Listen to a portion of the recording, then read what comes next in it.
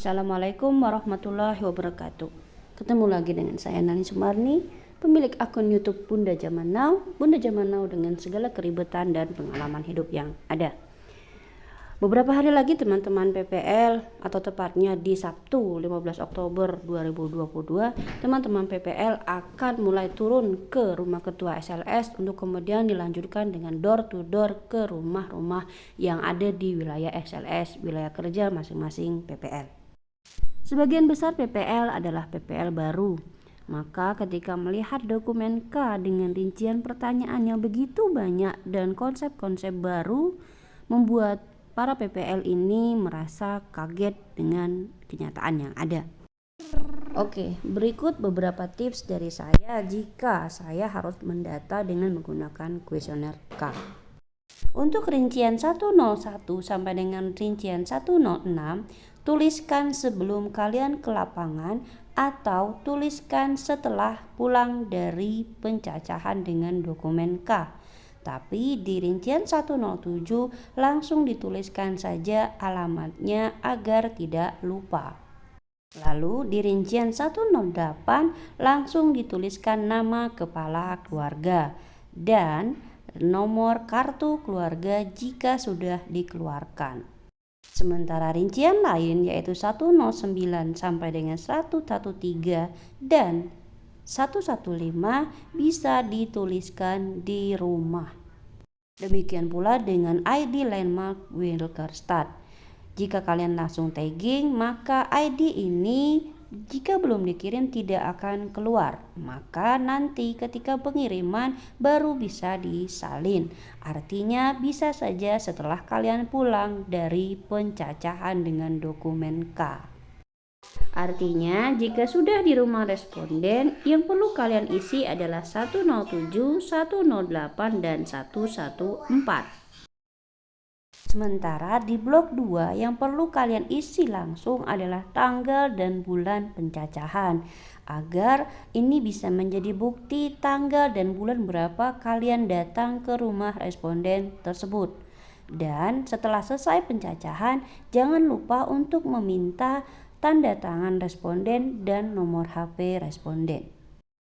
Karena pencacahan dokumen K membutuhkan fotokopian atau kartu keluarga yang asli, maka setelah kalian menyampaikan sedikit tujuan mengenai Reksosek ini, mintalah kepada responden untuk mengeluarkan kartu keluarganya.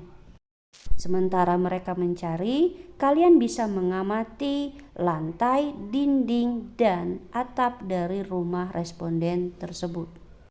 Sehingga beberapa pertanyaan di blok 3 sudah bisa terjawab, seperti atap, lantai, dan dinding. Yang perlu teman-teman ketahui, jika di dalam bangunan tersebut terdapat dua keluarga, yaitu keluarga ayah dan keluarga anak, dan rumah yang ditempati adalah rumah si ayah, maka di dokumen kasih anak nanti 301A akan terisi bebas sewa. Hal ini tidak perlu teman-teman tanyakan lagi di dokumen K anak. Hal yang sama akan terjadi jika ada keponakan yang menumpang tinggal di rumah paman untuk kuliah atau bekerja. Maka di rincian 301A punyanya si keponakan yang bekerja tadi adalah di kode 3 pada rincian 301A. Jawaban yang berbeda yang lain adalah di rincian mengenai luas lantai. Antara keluarga satu dan keluarga lain bisa jadi berbeda, bisa jadi sama. Sementara di rincian 309A, kepemilikan dan penggunaan fasilitas tempat buang air besar, jika ada dua keluarga, maka di dua keluarga tersebut otomatis berkode 2. Di blok 3 ini, sekali bertanya kita bisa mengisi untuk dua dokumen K, karena yang akan berbeda nanti hanya di kepemilikan rumah dan luas lantai. Sementara di rincian lain cenderung sama jika mereka satu keluarga seperti ayah dan anak atau anak dan orang tua atau mertua.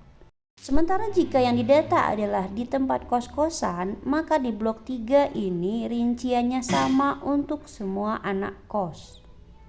Di blok 4 kita akan menyalin sesuai dengan kakak. Oleh karena itu, di blok 4 ini nama dan nomor induk kependudukan harus disalin sebaik mungkin dan serapi mungkin agar tidak terjadi kesalahan dalam penulisan. Dan juga harus menelitinya kembali ketika sudah dituliskan.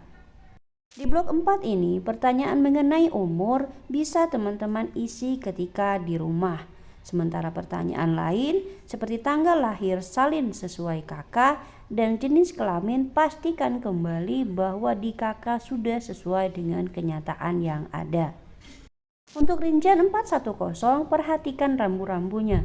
Hanya ditanyakan untuk perempuan berusia 10-54 tahun dan berkode 2, 3 atau 4 di 408. Artinya 408-nya dia itu kawin atau nikah, atau dia cerai hidup, atau dia cerai mati.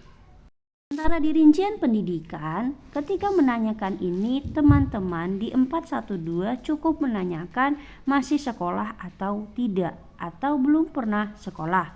Sementara di rincian bawahnya cukup ditanyakan sekolah sampai kelas berapa atau sedang di kelas berapa.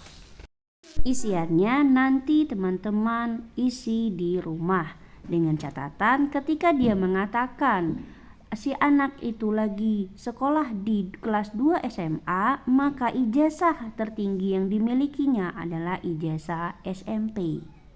Jika ada orang tua yang mengatakan jika dulunya dia sekolah hanya sampai di kelas 4 SD, maka di 412 berkode 3, di 413 berkode 03, di 414 berkode 4, dan di 415 berkode 23 atau 23. Di 416 teman-teman hanya perlu menanyakan kegiatan dia seminggu yang lalu dalam rangka memenuhi kebutuhan sehari-hari atau mencari nafkah itu apa. Seperti berkebunkah, atau dia menjadi tukang ojek kah, atau dia berjualan pulsa kah? Apa kegiatan dia seminggu yang lalu? Bagian C ini bisa sama dengan bagian D jika status dalam pekerjaan utama tersebut berkode 1, 2, atau 3. Lalu di bagian E, ini adalah pertanyaan hanya untuk anak berusia 0-4 tahun. Jadi jika tidak ada anak di usia itu, pertanyaan ini dilewatkan saja. Untuk identitas yang ada di sudut kanan atas pada halaman 3 pada dokumen K, bisa teman-teman isi di rumah. Sementara di 428A sampai dengan 428I bisa teman-teman amati dari awal teman-teman datang ke rumah tersebut. Apalagi untuk anggota keluarga yang menjadi responden. Seperti pada pertanyaan mengenai pendengaran, berjalan atau naik tangga, atau menggerakkan jari. Bisa teman-teman amati dari awal datang ke rumah tersebut untuk anggota keluarga yang menjadi responden. Tapi untuk anggota keluarga lain yang tidak berada di tempat di saat itu, pertanyaan ini harus ditanyakan satu-satu. Pertanyaan ini membutuhkan sedikit analisis. Jadi ketika saya bingung, biasanya saya akan menuliskan saja keterangan dari responden tersebut di dokumen. Jadi tidak heran jika saya menjadi pendata, maka di dokumen yang saya data itu penuh dengan coretan hasil karya saya ketika mendata. Tulisan atau coretan yang ada di dokumen ketika saya mendata kemudian akan saya lihat lagi di buku pedoman, kode mana yang sesuai dengan perkataan atau informasi dari responden tersebut. Berdasarkan penegasan terakhir, untuk aset hanya dimiliki oleh keluarga induk atau yang memiliki rumah tersebut. Sehingga jika ada keluarga pecahan di dalam suatu bangunan, maka aset ini tidak dimiliki, kecuali untuk barang pribadi seperti handphone atau emas. yang kemungkinan besar dimiliki oleh masing-masing individu dalam anggota keluarga tersebut. Itulah beberapa tips yang dapat saya berikan kepada teman-teman untuk membantu proses pendataan lapangan ketika kegiatan Rexosek nanti. Semoga apa yang saya sampaikan dapat membantu teman-teman sehingga tidak terlalu lama di rumah responden. Karena saya tahu bagaimana rasanya jika kita harus mendekati 1 atau 2 jam di rumah satu responden saja. Sangat tidak nyaman. Semangat, insya Allah kita bisa melalui pendataan Rexosek ini dengan baik. Wassalamualaikum warahmatullahi wabarakatuh. See you in the next vlogs.